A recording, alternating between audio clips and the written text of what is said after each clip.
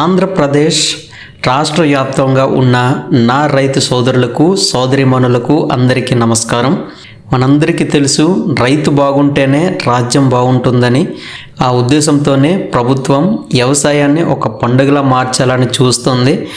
ప్రస్తుతం మన రాష్ట్రంలో రైతులకు పెట్టుబడి సాయం అందించే అన్నదాత సుఖీభవ పథకం గురించి చర్చ నడుస్తుంది. ఈ పథకం ద్వారా ఒక్కో రైతు కుటుంబానికి ఏడాదికి ఏకంగా 20,000 రూపాయలు ఆర్థిక సహాయం అందించబోతుంది. వినడానికి ఇది చాలా పెద్ద మొత్తమే, కానీ ఈ డబ్బులు మీ అకౌంట్లోకి రావాలంటే మీరు కొన్ని పద్ధతులను పాటించాలి. చాలామందికి పథకాలు ఎలా అప్లై చేయాలో తెలియక లేదా చిన్న చిన్న తప్పుల వల్ల డబ్బులు రాక ఇబ్బంది పడుతుంటారు. అందుకే ఈరోజు నేను మీకు ఈ పథకం గురించి పూర్తి వివరాలను, మీరు చేయాల్సిన పనులను A to Z వివరిస్తాను. ఎక్కడ స్కిప్ చేయకుండా ఈ విషయాలను జాగ్రత్తగా వినండి. ఎందుకంటే ప్రతి నిమిషం ఏదో ఒక యూజ్ఫుల్ ఇన్ఫర్మేషన్ అందుతూనే ఉంటుంది. ముఖ్యంగా ఈ ఏడాది ఏప్రిల్ మరియు మే నెలలో రాబోయే మొదటి విడత 7,000 రూపాయల గురించి మనం ఇప్పుడు మాట్లాడుకుందాం. రైతన్నలారా, ముందుగా ఈ 20,000 రూపాయల లెక్కేంటో మనం స్పష్టంగా తెలుసుకుందాం. ఇందులో 2 భాగాలు ఉంటాయి. ఒకటి కేంద్ర ప్రభుత్వం ఇచ్చే PM కిసాన్, 2 రాష్ట్ర ప్రభుత్వం ఇచ్చే అన్నదాత సుఖీభవ. కేంద్ర ప్రభుత్వం PM కిసాన్ ద్వారా సంవత్సరానికి 3 విడతల్లో 6,000 రూపాయలు ఇస్తుంది. ఇప్పుడు మన రాష్ట్ర ప్రభుత్వం దీనికి అదనంగా 14,000 రూపాయలను కలిపి మొత్తం 20,000 రూపాయలు చేయాలని నిర్ణయించింది. అంటే మీకు వచ్చే ప్రతి విడతల్లోనూ రాష్ట్ర ప్రభుత్వం నుండి భారీ సాయం అందుతుంది. ఇప్పుడు రాబోయే మొదటి విడతల్లో రాష్ట్రం నుండి 5,000 రూపాయలు, కేంద్రం నుండి 2,000 రూపాయలు కలిపి మొత్తం 7,000 రూపాయలు మీ ఖాతాలో జమ అవుతాయి. అంటే కేవలం మొదటి విడతల్లోనే మీకు ఒక పెద్ద మొత్తం అందుతుంది.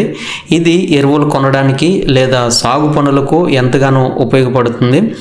గత ఏడాది సుమారు 46 లక్షల మంది రైతులు ఈ లబ్ధి పొందగా, ఈసారి కొత్తగా పాస్ పుస్తకాలు వచ్చిన వారు కూడా ఈ జాబితాలో చేరబోతున్నారు.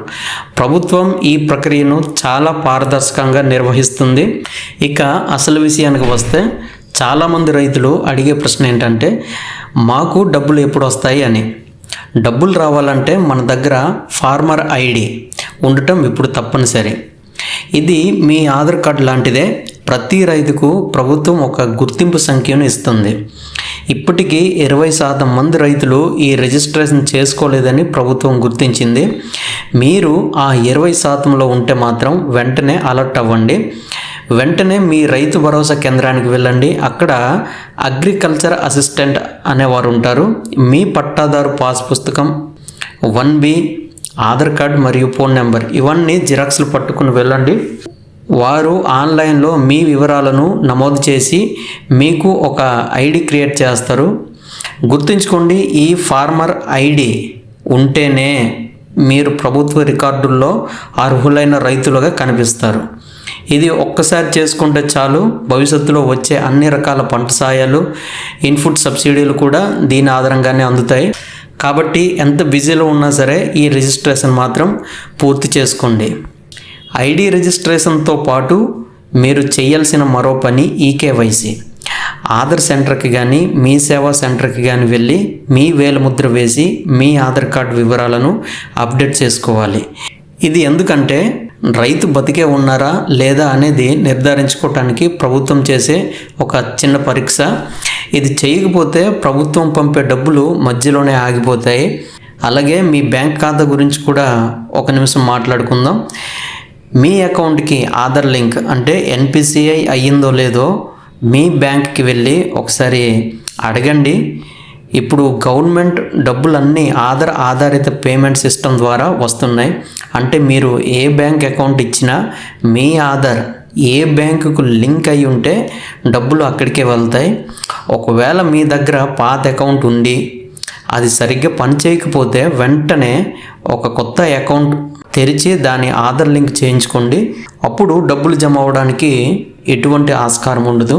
చిన్న చిన్న పొరపాట్ల వల్ల ₹1000 పోగొట్టుకోవద్దు అని నా విన్నపం.